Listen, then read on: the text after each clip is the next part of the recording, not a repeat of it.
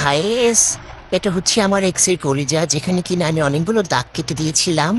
এবার আমার এক্সের কাটা ঘায়ে নুনের ছিটা দিয়ে আমরা হলুদ মরিচ লবণ যত যা কিছু আছে সব কিছু সেটা ভালো করে দিয়ে আজকে আমরা আমার এক্সের কলিজাটা ভেজে খাবো।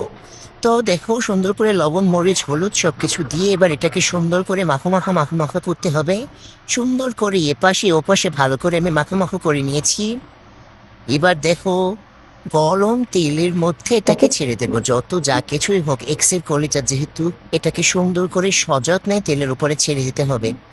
তো বড় বড় পিস বড় বড় করে যে আমার এই তিনটা, আরেকটা কোথায় রাখবো, এত সব, এই যে আরেকটা দিয়ে দিলাম। সুন্দর করে এবার আমরা এটাকে ঘুরিয়ে ফিরিয়ে উল্টে পাল্টে ঠিকই যতভাবে রান্না করা যায় করবো, ঠিক আছে? এই যে দেখো, উল্টে দিচ্ছি।